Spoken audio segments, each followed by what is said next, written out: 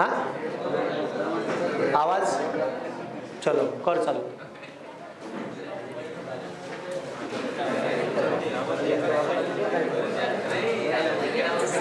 नमस्कार, नितेश बाळकृष्णजी कराय, संचालक Phoenix career development academy Wardha, bullet चालू घडामोडी या पुस्तकाचे लेखक. आपल्या सर्वांचे स्वागत करतो फिनिक्स अकॅडमी वर्धा या आपल्या यूट्यूब चॅनल आणि फेसबुक पेजच्या लाईव्हवरून.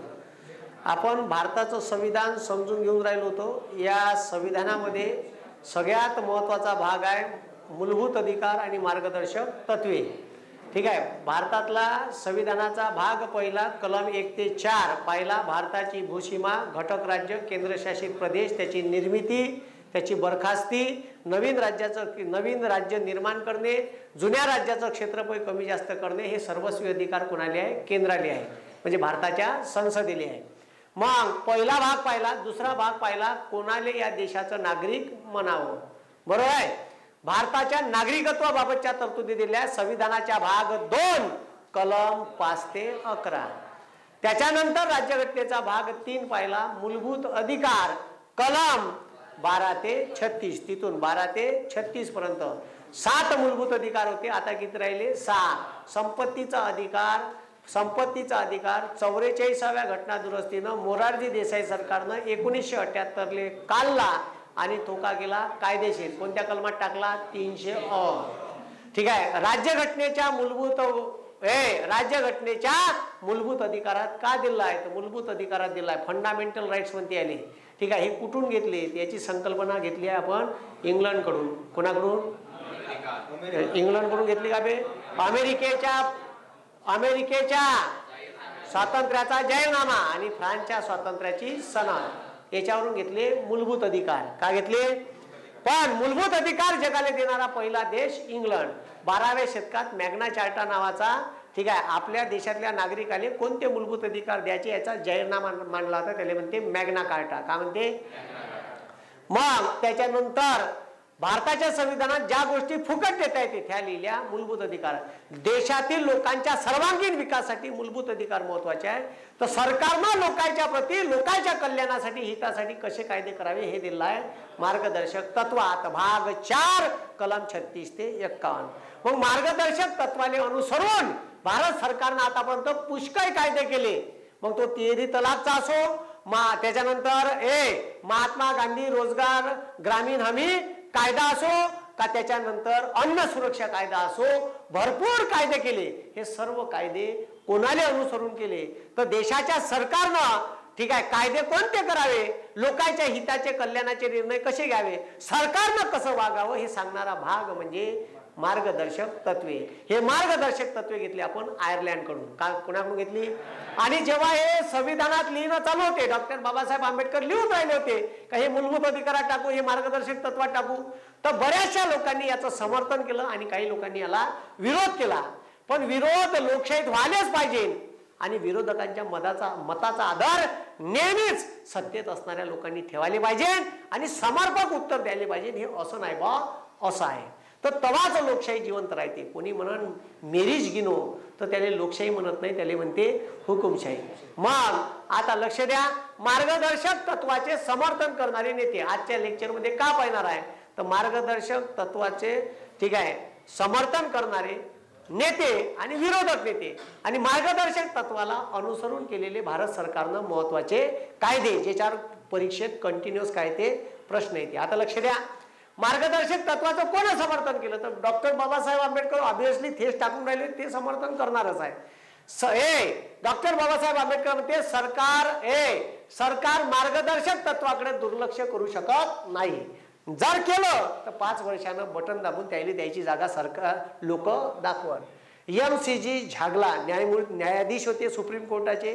झागला म्हणते सरकारनं जर मार्गदर्शक तत्वाचं योग्य पालन केले नाही तर भारत पृथ्वीवरील पालन केले तर भारत पृथ्वीवरील का बनेल? स्वर्ग बनेल. म्हणजे पालन जर केलं तर स्वर्ग बनेल म्हणते, त्याच्यानुसार जर वागले तर. ठीक आहे. MV पायली म्हणते, गहू मोजाची नाही होय, त्याचं आडनाव आहे पायली. ठीक आहे. पायली म्हणते मार्गदर्शक तत्वे म्हणजे देशासाठी निर्माण केलेले आदेशपत्रच आहेत. ठीक आहे. मग अल्लादी कृष्णस्वामी अय्यर हे म्हणते कोणतेही सरकार मार्गदर्शक तत्वे नाकारू शकत नाही. म्हणजे मार्गदर्शक तत्वाच्या विरोधात जाऊ शकत नाही. कोण?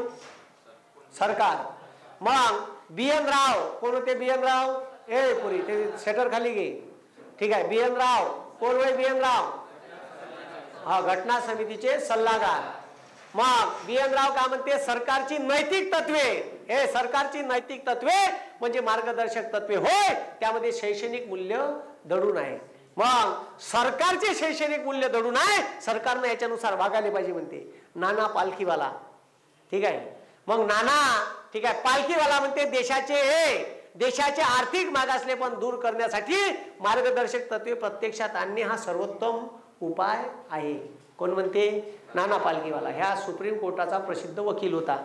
त्याच्यानंतर EML सिंघवी मार्गदर्शक तत्वे म्हणजे संविधानाला जीवन प्रदान करते म्हणते. कोण म्हणते? NM सिंघवी म्हणते. मग त्याच्यानंतर निष्कर्ष. आता मार्गदर्शक तत्वावरून का निष्कर्ष निघते पाहता. मार्गदर्शक तत्वे हे लोकमताचा काय पाया आहे, पण मार्गदर्शक तत्वानुसार सरकारनं वागायलाच पाहिजे असं सरकारवर कुठलंही बंधन नाही. मग सरकारच्या कार्याचे मूल्यमापन करणारी मोजपट्टी म्हणजे मार्गदर्शक तत्वे होय. या संविधानातील तत्वांनी संविधानातील अस्पष्टता दूर करण्याचे कार्य मार्गदर्शक तत्वानं केलं आहे. संविधानातील अस्पष्टता दूर करण्याचं काम केलं आहे.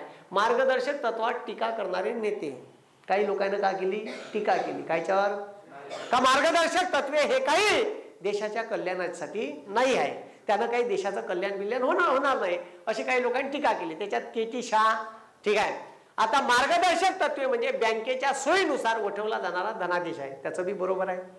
तो म्हणते जेव्हा बँकेत पैसे येईल तेव्हा लोकांना तुम्ही सुविधा द्या. जसं प्राथमिक शिक्षण सक्तीचे व मोफत, तिजोरीत पैसे आले तेव्हा दिले, पण गरज जेव्हा आहे तेव्हा दिले नाही. तर सरकारच्या तिजोरीत नसतं तर सरकार का भेंडत देणार आहे?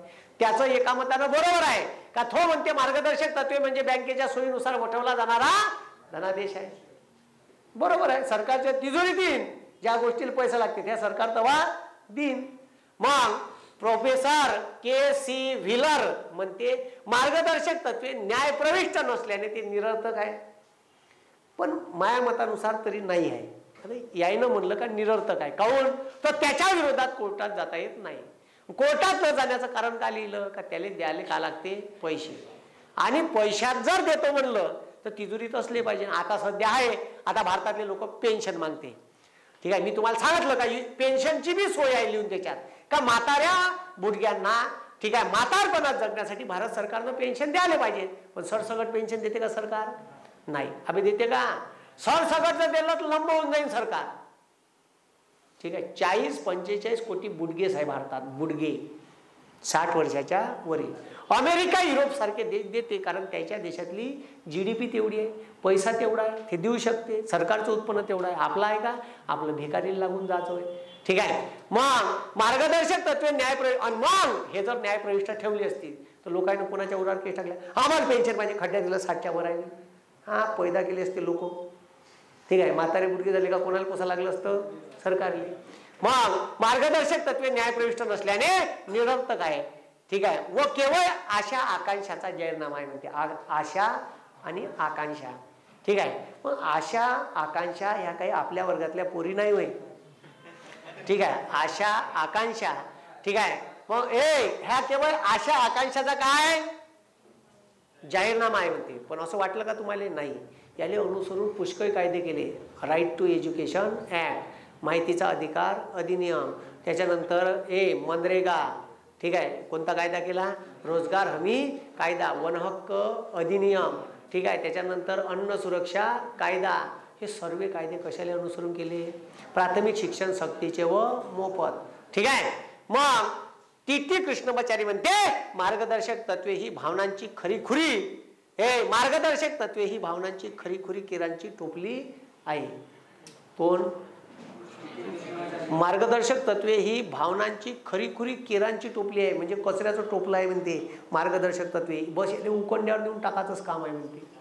ठीक आहे. तर काही लोकांना नाही पटलं, त्यानं विरोध केला. नसरुद्दीन शाह. ठीक आहे. पिक्चरवाला नाही वय ह्या. ठीक आहे. मग मार्गदर्शक तत्वे म्हणजे नवीन वर्षाचा संकल्प होय जो जानेवारीच्या दुसऱ्या दिवशी बोलला जातो.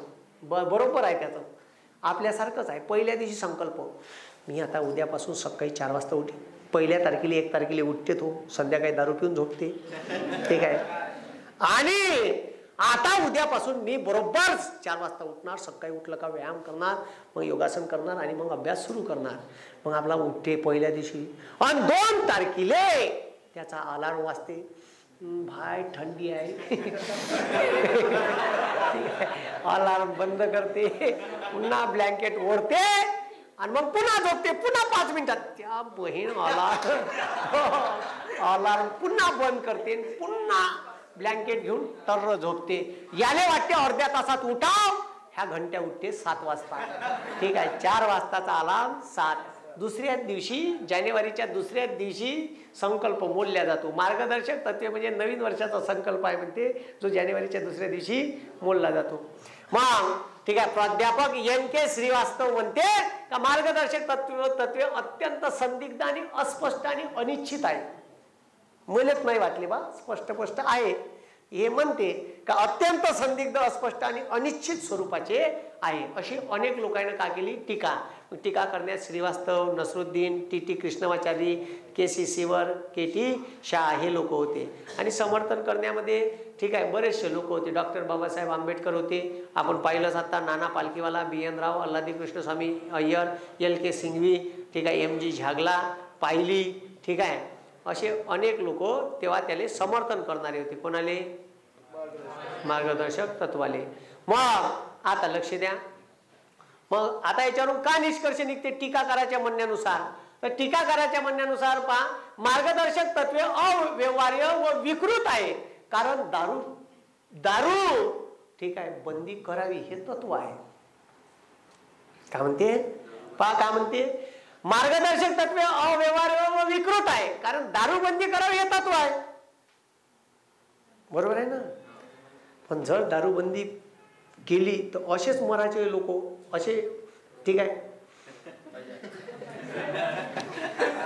ठीक आहे. तर तुम्हाला सांगतो, दारूबंदी जर केली ठीक आहे, बंदी करा हे तत्व आहे आणि भारत सरकार कायदा करू शकते, पण पूर्णतः बंद होईल हे स्पष्ट सांगता येत नाही. वर्धा त्याचं खास उदाहरण आहे. वर्धेत दारू बंद आहे, पण दारू सर्रास भेटते, ठीक आहे. गुजरातमध्ये टोटली दारू बंद आहे.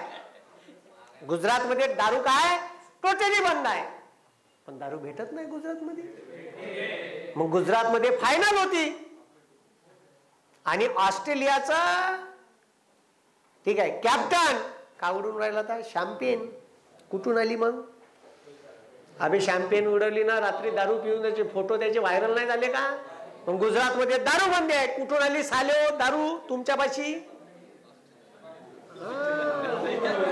बाप्पू न दिल्ली. कोण दिल्ली? मग वर्धेत दारू बंदी आहे.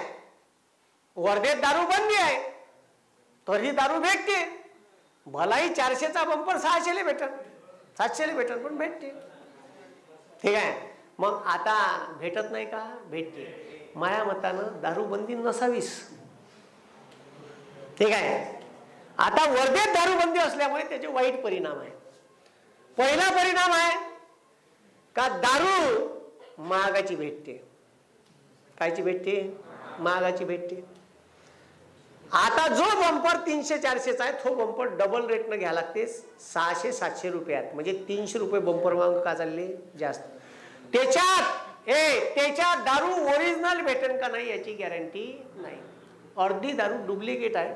डुप्लिकेट दारूमुळे त्याच्या शरीरावर का होऊन राहिला परिणाम, ठीक आहे. आम्ही एक तर मागच घरी दारूची कंपनी फॅक्टरी पकडली, केमिकलची दारू करे भरे बॉटलमध्ये पॅक करेल एक. म्हणून वर्धेत दारू ओरिजिनल भेटन याची कवडीची गॅरंटी नाही. मग दारूचे परिणाम पहा. दारू महाग भेटून राहिली, दारू लपून छपून आणा लागून राहिली. बरं, दारू आपल्या मित्रांना जर एखाद्या कॅन्टीन मधून 2 बंपर आणले तर पहिले सांगते माझ्यासाठी आणलो 2, त्याचं दुसरं दे माझ्यासाठी 2, कारखानाच आहे माझ्या घरी, ठीक आहे. मग तो बंपर आणते. मग लग्न आहे मग भावाचं, तुम्हाला सांगतो पडद्याच्या मागं जाते, गिराईक राहते 4, पुन्हा 4 जण प्यायला तयार राहते. त्याला वाटते का मागचे वाले ठेवणार नाही, हे बंदे रच रच रच रच रिचवते बिना चकना खाता. बंदी दारू पेते आणि पुऱ्या रिसेप्शनचा धिंगाणा. 9:45 वाजेपर्यंत टीचर नाचाले कोण नाही राहत ना. 9:45 वाजता येते बजाव बजाव बजाव. 15 मिनिटात त्याचे जवळ आणत येते तर 10 वाजून जाते. तो म्हणते हे पैसे घे वाचव पुन्हा.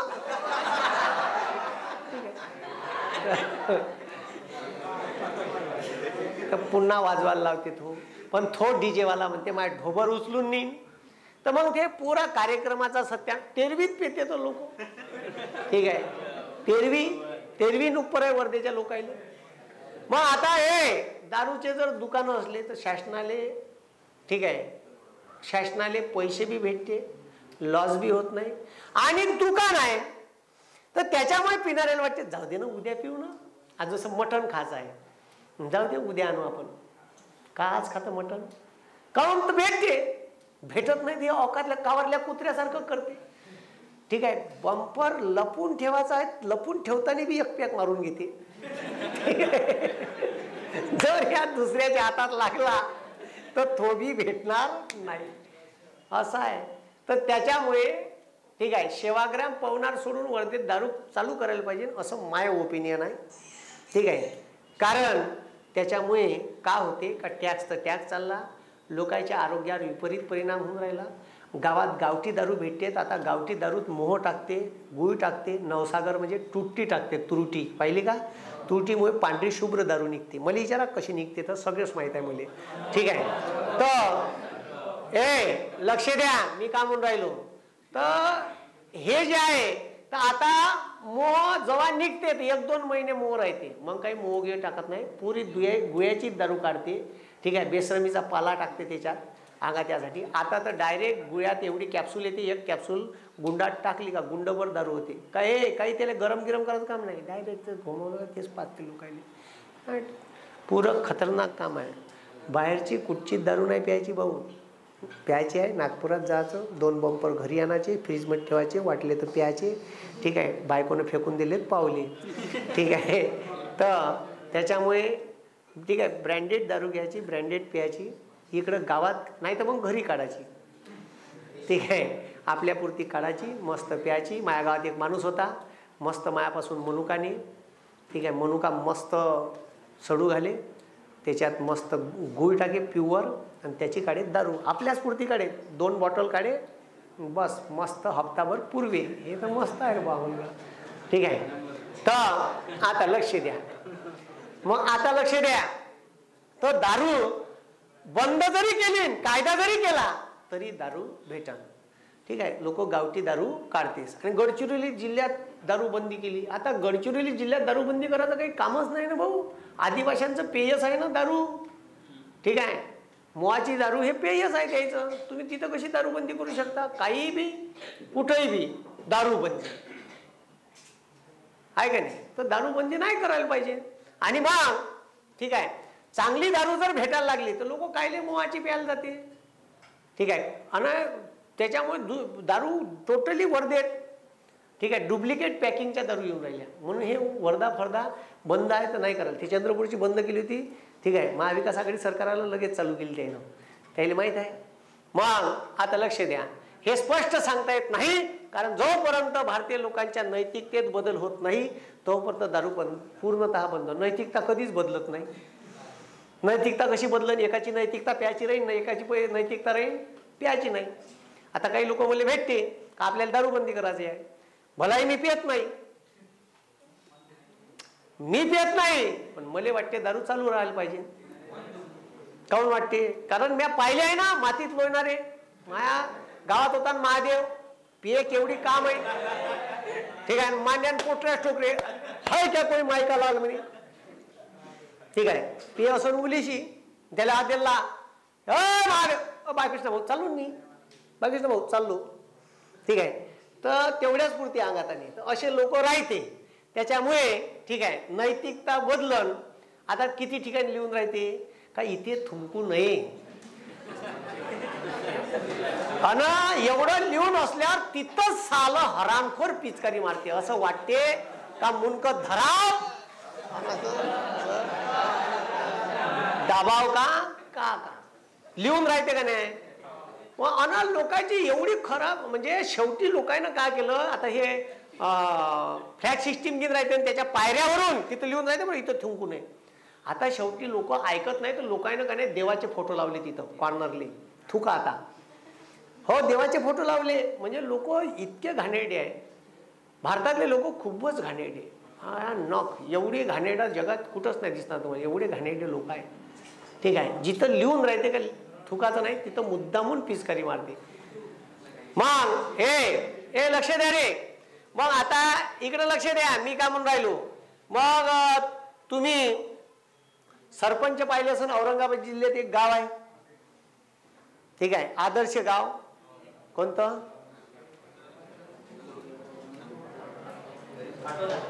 हा, पाटोडा.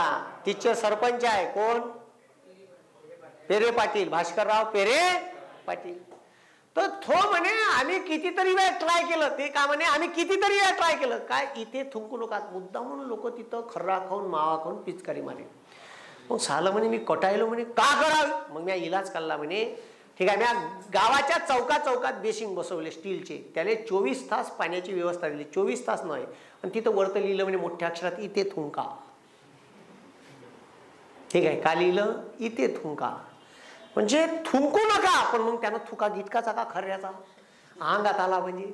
ठीक आहे, म्हणून मग सोल्युशन दिलं का इथं थुंकाची सोय करून दिली. तर आता म्हणजे कुठेही पिचकाऱ्या दिसत नाही. पहा म्हणजे याले म्हणते गांधी मार्ग. ठीक आहे, काय इथं थुका बाबा.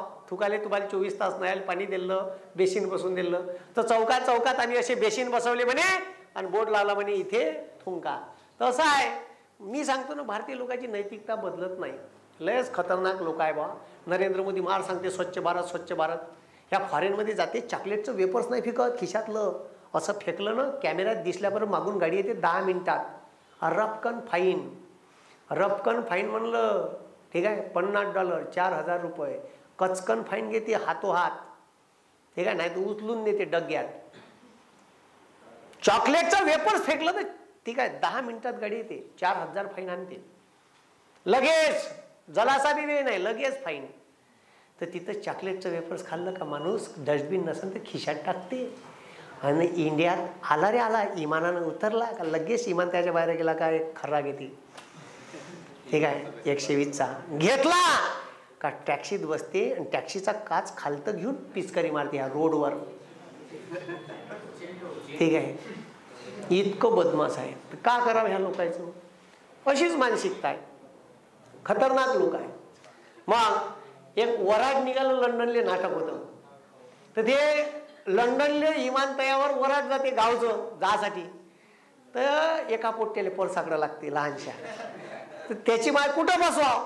विमानतळावरच बसवते बाजूली आपल्या गावासारखं. ठीक आहे, तो सेक्युरिटी धावत हे गाव आहे, परसाकडे बसला. अजी संडास आहे, त्याला येतच नाही तिथं, कुठं बसला.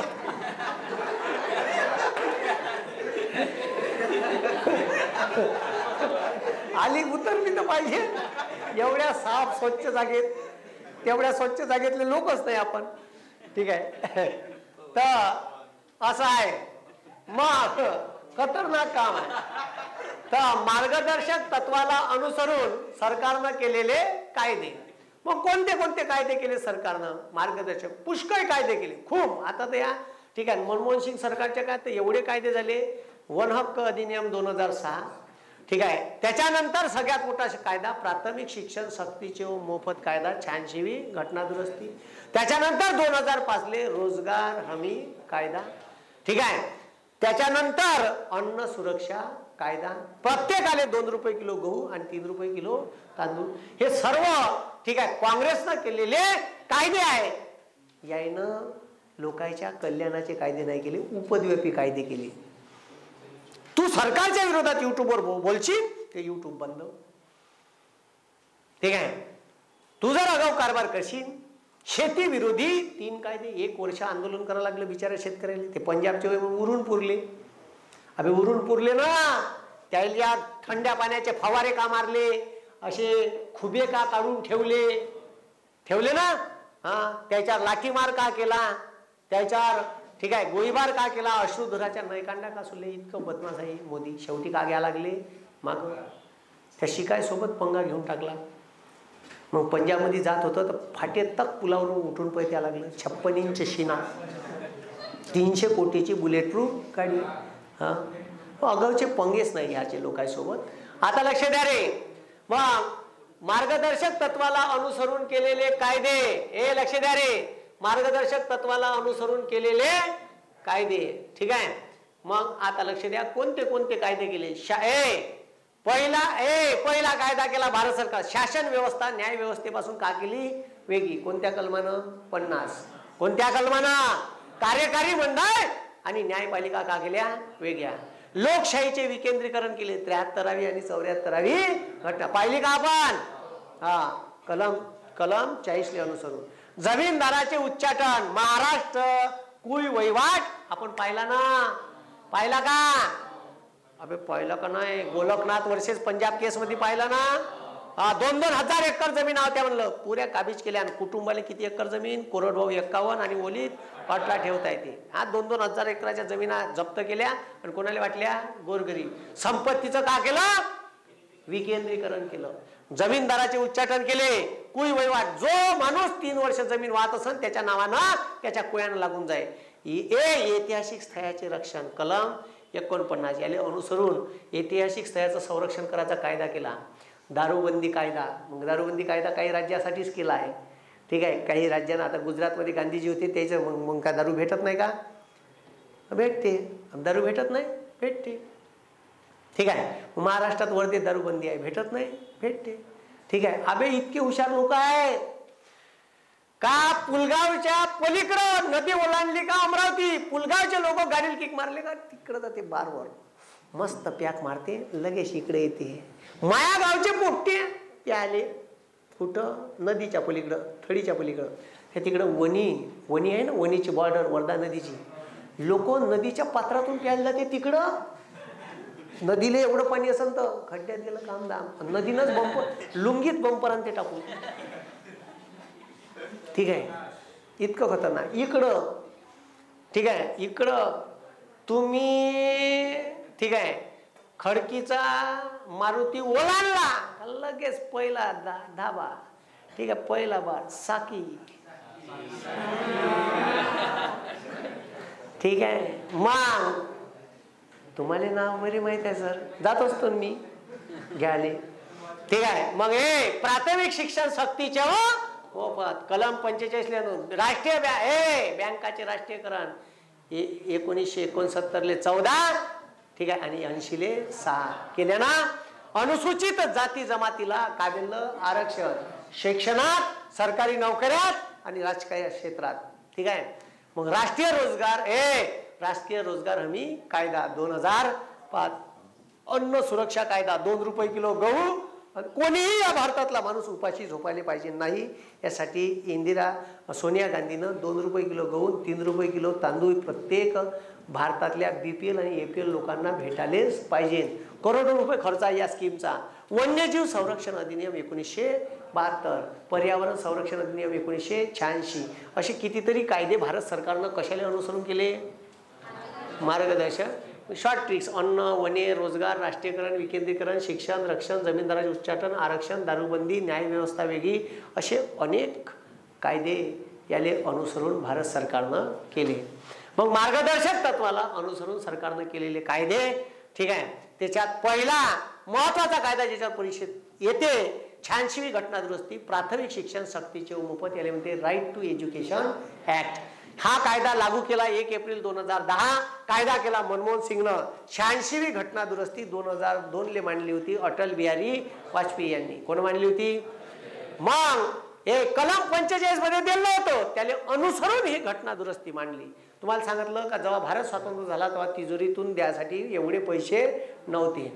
मग कलम 45 अनुसार भारतातील मुलांना प्राथमिक शिक्षण सक्तीचे, सक्ती विराईन, सक्ती कंपल्सरी आणि मोफत मोफत द्यावे अशी तरतूद करण्यात आली होती. पण या कलमानुसार सरकारवर प्राथमिक शिक्षण सक्तीचे व मोफत देण्याचे कोणते बंधन नव्हते, कारण खालतं का लिहिलंय हे न्याय प्रविष्ट नाही. मग बंधन नव्हते म्हणून सरकारने या कलमाला अनुसरून प्राथमिक शिक्षण सक्तीचे व मोफत 2009 कायदा का केला पारित. 86वी घटना दुरुस्तीमध्ये मांडला होता, पण अटल बिहारीच्या वेळेस पारित झाला नाही. तर कोण केली? मनमोहन सिंग. मग 86व्या घटना दुरुस्तीला अनुसरून घटनेमध्ये नव्यानं 3 कलम टाकण्यात आले. किती? 3. पहिलं कलम टाकले 21 प्राथमिक शिक्षण सक्तीचे व मोफत. ठीक आहे, 1ली ते 8वी पर्यंत देण्याची जबाबदारी कोणाची राहील? भारत सरकारची. कशात टाकलं? मूलभूत अधिकार. आता मूलभूत अधिकार आहे, त्याच्या बापाला द्या लागन, सरकारच्या बापाला द्या लागन. लेकरं तुम्ही पैदा करायचे, शिकवण कोण? सरकार.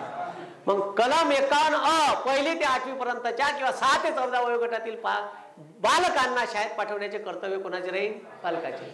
ठीक आहे, हे टाकलं मूलभूत कर्तव्यात. 11वं कर्तव्य याड केलं 86व्या घटना दुरुस्तीनं. ठीक आहे, नाही तर पहिले किती कर्तव्य होते? 10. पण मूळ राज्यघटनेच्या प्रतीमध्ये मूलभूत कर्तव्य नव्हते. पुन्हा याड केले इंदिरा गांधीनं 44वी घटना दुरुस्ती 1976. ठीक आहे, हा 42वी घटना दुरुस्ती 1976. मग कलम 300 क प्राथमिक शिक्षण सक्तीचे व मोफत. या कायद्याच्या सर्व खर्चाची जबाबदारी कोण उचलल? केंद्र सरकार. मग काय शिफारशी होत्या या कायद्यात? या कायद्यानुसार भारतातील 1ली ते 8वी पर्यंतच्या किंवा वय वर्ष 6 ते 14 वयोगटातील सर्व विद्यार्थ्यांच्या शिक्षणाची जबाबदारी भारत सरकारची राहील. ठीक आहे, मग खाजगी शाळेमध्ये सुद्धा दारिद्र्य रेषेखालील विद्यार्थ्यांना 25% जागा का राहील? राखीव. ठीक आहे, कोणती शाळा? वर्धेतली सेंट अँटनी, फेंट अँटनी. ठीक आहे, शेंबडी, सुमडी सब. सरकारच्या शाळेत तर काही विषय नाही. खाजगी शाळेत किती टक्के जागा राखीव राहील? 25. पण त्यासाठी ऑनलाईन फॉर्म भरावा लागते. ठीक आहे, मग अन्न सुरक्षा कायदा अधिनियम 2013. हे लक्ष द्या रे. का होता या कायद्याचा उद्देश? कोणीही उपाशापोटी झोपलं पाहिजे, भारतातल्या प्रत्येक माणसाला त्याच्या हक्काचं अन्न भेटलं पाहिजे. मग अन्नानं स्वयंपूर्ण आहे, पण भारतात उपासमारी लोक मरत होते. भारतातील सर्व गोरगरीब लोकांना हक्काचे अन्नधान्य मिळावे या उद्देशाने हा कायदा करण्यात आला. पण हा कायदा केला याच्या अगोदर हे काय होती? स्कीम. हा कायदा झाल्यामुळे भारतामध्ये बऱ्याचशा लोकांची प्रोडक्टिव्हिटी कमी झाली. का झाली? उत्पादकता कमी झाली. आता 2 रुपये किलो गहू भेटत आहे, 3 रुपये किलो तांदूळ भेटत आहे. तो हप्त्यातले 5 दिवस कामाला जात नाही, 2 दिवस कामाला जाते. 2 दिवस कामाला जाते, 400 रुपये रोज आहे, 800 छापून आणते. ठीक आहे, 300 रुपयाचा घरी चिल्लर चाल्लर मसाले, तेल, तिखट, मीठाचा किराणा आणते. 500 मध्ये 300चा जुवा खेळते आणि 200ची दारू पिते. ठीक आहे, आणि बस स्टँड लागते आणि त्याला म्हणाल जा चल ना रोजाले फवारेले. का रोज देशील? देतो ना 400. तू शेण 500 मी देतो म्हणते तुले. तो म्हणते तू ये, तुले 500 मी देतो म्हणते. ही एवढं माजून काम आहे.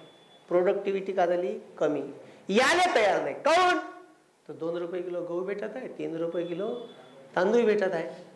ठीक आहे, आणि महिन्याभराचं अन्नधान्य आणतो म्हणलं तर किती रुपयाचं होऊन राहिलं? 35 किलो अन्नधान्य, 15 किलो तांदूळ. किती रुपयाचे? 45. 15 किलो तांदूळ किती रुपयाचे? 45. आणि 20 किलो गहू 60. 105 रुपयाचा महिन्याचं अन्नधान्य. ठीक आहे, आणि उरलेल्या पैशाचं 300-400 रुपयाचा किराणा हप्त्याभराचा. बस बाकीचे पैसे. ठीक आहे, जुवा, सिगारेट नाही, बिडी. ठीक आहे, आणि बस आपली दारू. खतम. मग लक्ष द्या रे. पहिले होती अंत्योदय अन्न योजना. अटल बिहारी वाजपेयीनं सुरू केली आपल्या वाढदिवसाले 25 डिसेंबर 2001 मध्ये. प्रत्येकाले 2 किलो प्रत्येकाले 2 रुपये किलो गहू, 3 रुपये किलो तांदूळ आणि 1 रुपया किलो भरड धान्य. का म्हटलं? 1 रुपया किलो भरड धान्य. अंत्योदय अन्न योजना होती. हे कोणाकोणाला होती? तर हे जे लोक निराधार आहे, जे लोक बीपीएल आहे, बिलो पॉवर्टी लाईन, निराधार, त्याच्यानंतर अपंग, अशाच लोकांना ही स्कीम चालू होती. बीपीएल होते, एपीएल नव्हते. आता विषय का झाला का 2013 वाम काँग्रेसचे घोटाळे बाहेर आले. स्पेक्ट्रम घोटाळा, 2G घोटाळा, त्याला स्पेक्ट्रम घोटाळा म्हणते. त्याच्यानंतर कोळसा घोटाळा. ठीक आहे, त्याच्यानंतर आदर्श घोटाळा, त्याच्यानंतर ठीक आहे. त्याच्यानंतर कॉमनवेल्थ घोटाळा, भकाभक घोटाळे बाहेर आले. काँग्रेसला 1,00,000% माहित होतं आता आपलं सरकार येत नाही, म्हणून मग लोकायले शेवटचा गुलाबजामू देऊन पाहायचा. मग गुलाबजामू दिला मोठावाला, 2 रुपये किलो गहू आणि 3 रुपये किलो तांदूळ. ठीक आहे. आता हे बंदी स्कीम सबसिडीवर आहे. सरकारले मार्केटमधून सरकार 22 रुपये किलोचा गहू घेते आणि वरचे 20 कोण भरते?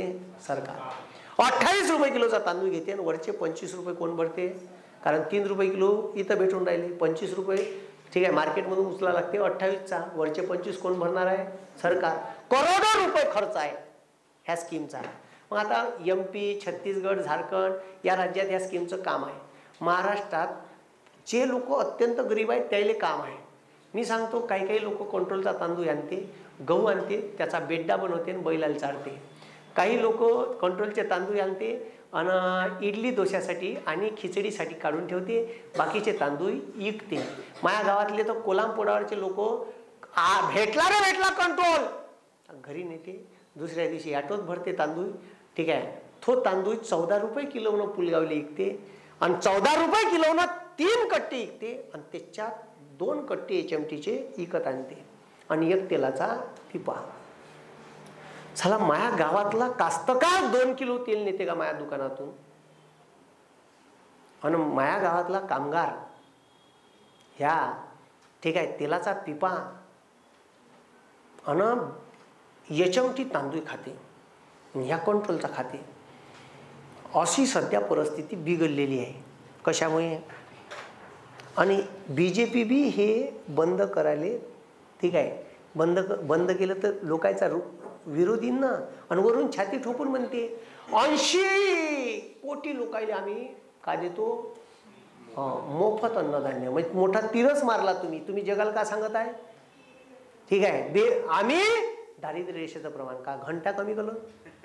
तुम्ही जर 80 कोटी लोकांना 2 रुपये किलो गहू आणि 3 रुपये किलो का देत आहे तांदूळ, तर का निवाड पाडून राहिले तुम्ही जगात?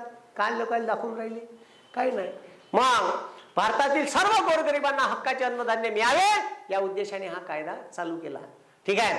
आणि कोणताही भारतातील व्यक्ती उपाशी झोपू नये हा त्याच्या मागचा उद्देश होता. UPA सरकार, युनायटेड प्रोग्रेसिव्ह अलायन्स म्हणजे काँग्रेसचे मित्रपक्ष, NDA नॅशनल डेमोक्रॅटिक अलायन्स हे अटल बिहारी वाजपेयीने उभी केली होती. BJPचे मित्रपक्ष, काँग्रेसनं चालू केलेली स्कीम आहे UPAनं. ठीक आहे. ह्या कायदा तर याच्यात 67% लोक भारतातले APL आणि BPL या कायद्यात आणले, ज्याले 2 रुपये किलो गहू 3 रुपये किलो का भेटते? तांदूळ. ठीक आहे. मग APL बी आले, ज्याच्यापाशी केसरी कार्ड आहे, पिवळे कार्ड आहे त्याले बी आले, आणि बुडगीपाशी पिवळे प्लस त्याच्यावर अंत्योदयचा शिक्का आहे, आणि एक आहे पांढरं कार्ड. पांढरं कार्डवाले नाही आले याच्यात. ठीक आहे. एवढ्या लोकायले मग 67% लोकसंख्या म्हणजे 91 करोड लोकायले 91 करोड लोकायले काय भेटून राहिलं? 2 रुपये किलो गहू आणि 3 रुपये किलो तांदूळ भेटून राहिले. ठीक आहे. मग आता लक्ष द्या. मग शिफारशी काय या कायद्यात? भारतातील सर्व दारिद्र्य रेषेखालील व सर्व दारिद्र्य रेषेवरील APL ठीक आहे बिलो पॉवर्टी लाईन आणि अबव पॉवर्टी लाईन दारिद्र्य रेषेच्या वरचे लोकांना प्रति व्यक्ती प्रतिमाह 5 किलो अन्नधान्य देण्यात येईल. एका व्यक्तीले एका महिन्यात 5 किलो अन्नधान्य, त्याच्यात 3 किलो गहू 2 किलो तांदूळ, 3 किलो गहू 2 किलो तांदूळ. ठीक आहे.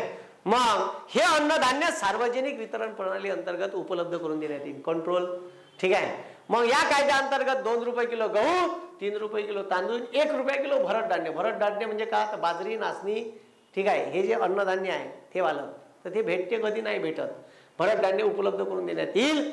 या कायद्याची नोडल एजन्सी म्हणून फूड कॉर्पोरेशन ऑफ इंडिया कार्य करेल. FCIचं अन्नधान्य ते FCI अन्नधान्य विकत घेते आणि ते तुम्हाला कंट्रोलच्या माध्यमातून पाठवते.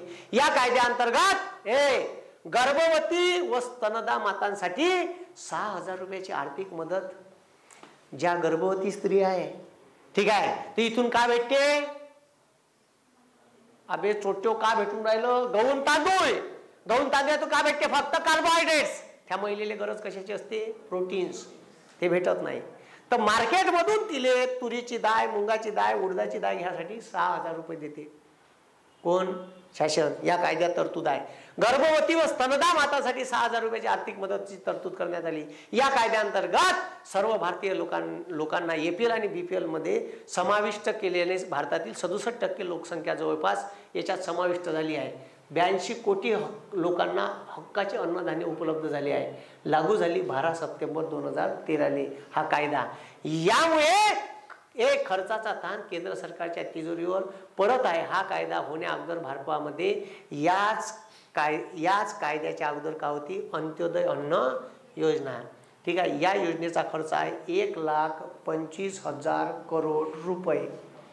किती? 25,000 करोड रुपये खर्च करायला लागते एका कायद्यामुळे. काहून तर मार्केटमधला काही विकत घ्या लागते, गहू तांदूळ वर्षभराचा घेऊन ठेवा लागते, वर्षभर द्यायला लागेल ना लोकायले. ठीक आहे, असं आहे. मग अंत्योदय अन्न योजना होती याच्या अगोदर. तर हे कोणा केली होती? 25 डिसेंबर 2001 अटल बिहारी वाजपेयी. ठीक आहे. याच्यात डायरेक्ट 35 किलो अन्नधान्य भेटे. बुडगा बुडगी आहे 5-5, 10 किलो नाही, डायरेक्ट बुडी 35. बुडगं मेलं तरी 35. बुडी एकटी आहे 35. बुडगा बुडगं दोघी आहे 35. समजलं का? डायरेक्ट 35 किलो अन्नधान्य. बुडगा मेलं तरी 35. या योजनेअंतर्गत भारतातील फक्त BPL लोकांना 2 रुपये किलो BPL. ठीक आहे. दिव्यांग. ठीक आहे. त्याच्यानंतर निराधार यांना होती लागू. ठीक आहे. 2 रुपये किलो गहू, 3 रुपये किलो तांदूळ, 1 रुपये किलो भरड धान्य उपलब्ध करून देण्यात येत होते. या योजनेअंतर्गत प्रति कुटुंब होतं. आता तिथं काय व्यक्ती, तिथं काय व्यक्तीले 5 किलो, 5 जण असन तर 25 भेटत, 7 जण असन तर 35 भेटत, 4 जण असन तर 20 भेटत. ठीक आहे. मग इथं 35 किलो अन्नधान्य देण्याची का होती तरतूद. ठीक आहे. या योजनेला अनुसरून मनमोहन सिंग सरकारने 2014च्या निवडणुकीच्या तोंडावर राष्ट्रीय सुरक्षा अधिनियम फूड सिक्युरिटी बिल म्हणून हा कायदा पास केला. समजलं? अबे समजलं का? आता 2 गोष्टी आहेत. एक छोटे 2 गोष्टी आहे, लक्ष द्या.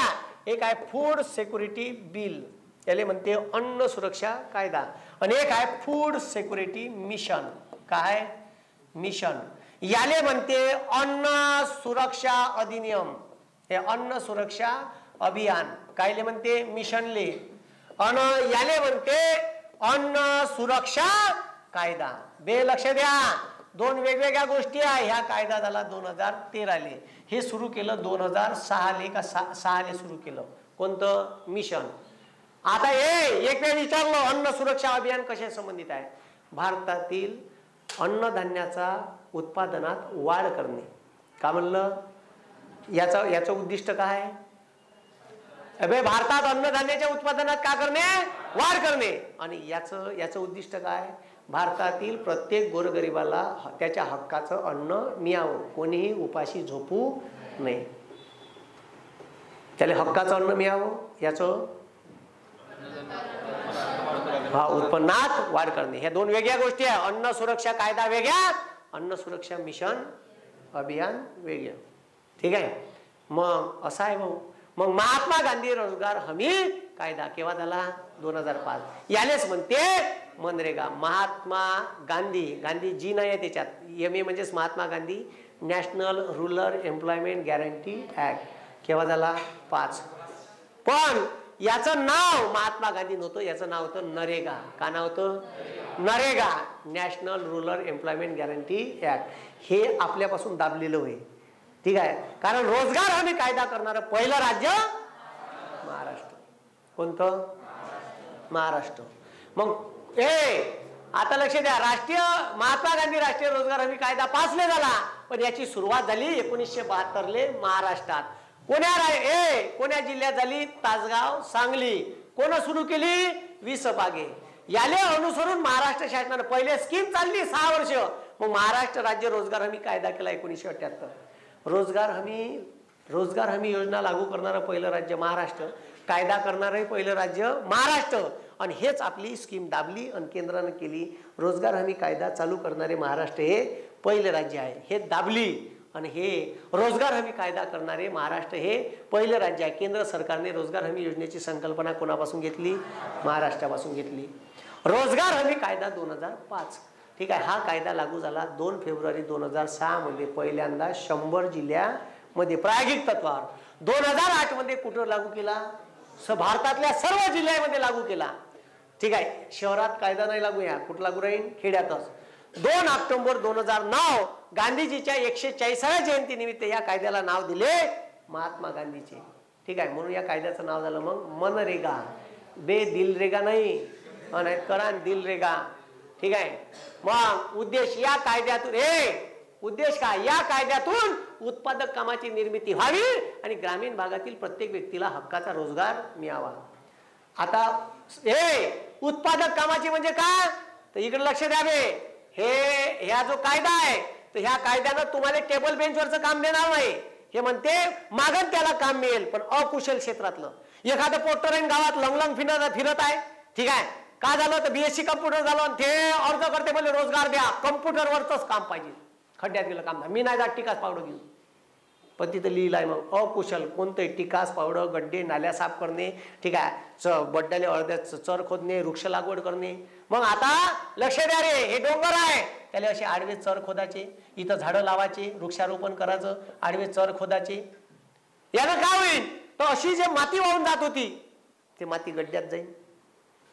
गड्ड्यात पाणी साचन तर जमिनीची पाण्याची पातळी वाढन आणि विहिरीची लेवल वाढन. विहिरीची लेवल वाढली तर शेतकऱ्याचं उत्पन्न वाढन. ठीक आहे. इकडे वृक्षारोपण केल्यामुळे जंगलाचं प्रमाण वाढन. ठीक आहे. जमिनीची पाण्याची पातळी वाढन तर गावातल्या लोकांना पाणी भेटन वर्षभर. ह्या साऱ्या याले म्हणते उत्पादकता वाढवणे. असं उत्पादकता वाढवणारं काम डेव्हलप करायचं आहे. कायच्यातून? मग या कायद्यातून उत्पादक कामाची निर्मिती व्हावी आणि प्रत्येक व्यक्तीला हक्काचा रोजगार भेटावा. मग आता लक्ष द्या. आता लक्ष द्या, मी का म्हणून राहिलो. मग आता भारत सरकार करोडो रुपये खर्च करते या स्कीमवर आणि या स्कीमनं डायरेक्ट गोरगरिबाच्या हातात का जाते? पैसा. ग्रामीण भागातील प्रत्येक कुटुंबाला अकुशल क्षेत्रात 100 दिवस हक्काचा रोजगार उपलब्ध करून देण्यात येईल. आता नवीन दुरुस्तीनुसार किती दिवस केले? 150. कुटुंबाले 150 म्हणजे बायकोले 50 भेटलेत, नवऱ्याले 70. बायकोनं 100 केलं तर नवरा 50 करण, किंवा नवऱ्यानं 100 केलं तर बायकोले किती? 50. नवरा बायको. ठीक आहे. मग आता लक्ष द्या. लक्ष द्या. मग का म्हणते? अर्जदाराने ग्रामपंचायतीमध्ये अर्ज केल्याच्या 15 दिवसाच्या आत त्याला काम भेटायला पाहिजे. त्याला काम उपलब्ध करून देणे बंधनकारक राहील या कायद्यानुसार. त्याला 15 दिवसाच्या आत रोजगार उपलब्ध करून देण्यात आला नाही तर 75% बेरोजगारी भत्ता देईन. त्याच्यापेक्षा काम देणं भाव. ठीक आहे. 75% बेरोजगारी भत्ता. अर्जदाराने अर्ज केल्याच्या ठिकाणापासून 5 किलोमीटरच्या आत काम द्यायला पाहिजे. 5 किलोमीटरच्या वर काम जर दिलं ग्रामपंचायतनं तर त्याला प्रवासी भत्ता देण्यात येईल. काय देण्यात येईल? जायाचा खर्च. कामाचे ठिकाणे 5 किलोमीटरच्या वर असल्यास त्याला प्रवासी भत्ता देण्यात येईल. या कायद्याचा जिल्ह्याचा प्रमुख असतो कोण? जिल्हाधिकारी. नोडल अधिकारी म्हणून काम करते. मग याची या कायद्याची डिलिव्हरी कुठून? ह्या कायदा जन्माले कुठून आला? सगळ्यात पहिले भारत सरकारने स्कीम चालू केली होती NREP, national rural employment programme. 80 शिकलो का? नसन शिकलं तर जोड्यानं हानीन. मना फक्त नाही पाहिलं. हे कुठं पाहिलं? भूगोलात. पंचवार्षिक. ठीक आहे. NREP केव्हा? 80. RLEGP rural landless employment guarantee programme 1983. या 2 स्कीम एकत्र केल्या आणि तयार झाली जवाहर रोजगार योजना 1989. जवाहर रोजगार योजना इथून सुरू झालं. मग जवाहर रोजगार योजना 1989 रोजगाराची पहिली. तिथं 80ची नॅशनल रूरल एम्प्लॉयमेंट. तिथून त्याच्यात RLEGP ॲड केली, तयार झाली जवाहर रोजगार योजना 1989. मग आता इथं लक्ष द्यावे. हिचं नाव बदलवलं. 99ले आणि केलं जवाहर ग्राम समृद्धी योजना. जवाहर ग्राम समृद्धी योजना केव्हाची? इथून 10 वर्ष 89-99. मग याच्यात टाकली आश्वासित रोजगार योजना 93ची. कायच्यात? जवाहर ग्राम समृद्धी योजना. लक्ष द्यावे. जवाहर ग्राम समृद्धी योजना 99 आणि आश्वासित रोजगार योजना 93 तयार चालू केली ती. 93 ह्या 2 याड केल्या आणि त्याच्यापासून तयार झाली संपूर्ण ग्रामीण रोजगार योजना 25 सप्टेंबर 2001. हे जवाहर रोजगार योजनेची कन्वर्ट केली 99. कोणती? जवाहर ग्राम समृद्धी योजना. 93 चालू केली होती एक भारत सरकारनं आश्वासित रोजगार योजना. ह्या दोन्ही याड केल्या आणि याच्यापासून तयार झाली संपूर्ण ग्रामीण रोजगार योजना 25 सप्टेंबर 2001. संपूर्ण ग्रामीण रोजगार योजना 2001. मग आता संपूर्ण ग्रामीण रोजगार योजना डायरेक्ट कायद्यात रूपांतरित केली. राष्ट्रीय ग्रामीण रोजगार हमी कायदा 2005. ठीक आहे, लागू झाला 2 फेब्रुवारी 6. किती जिल्ह्यात? 100. संपूर्ण भारतात 2008 लागू केला. 2009 2 ऑक्टोबर 2009 गांधीजीच्या 140व्या जयंतीनिमित्त याचं नाव दिलं महात्मा गांधी हे नाव देण्यात आलं. असा त्याचा प्रवास आहे. कायचा? रोजगार हमी कायद्याचा. रोजगार हमी कायद्याचा प्रवास. व या चादल्य जमन जमन का? हा, म्हणून हे नेहरू रोजगार योजना, हे जवाहर रोजगार योजना गावासाठी आहे. ठीक आहे, आणि नेहरू रोजगार योजना शहरासाठी आहे. आणि गावात हक्काच्या घरासाठी इंदिरा आवास योजना होती, आणि शहरात होती आंबेडकर वाल्मिकी आवास योजना. एक आहे रमाई. हे कोणती आहे? रमाई. ठीक आहे, SC समाजातल्या लोकांसाठी आहे रमाई आवास योजना. ठीक आहे, हे उद्या पाहू. काही प्रॉब्लेम? ओके.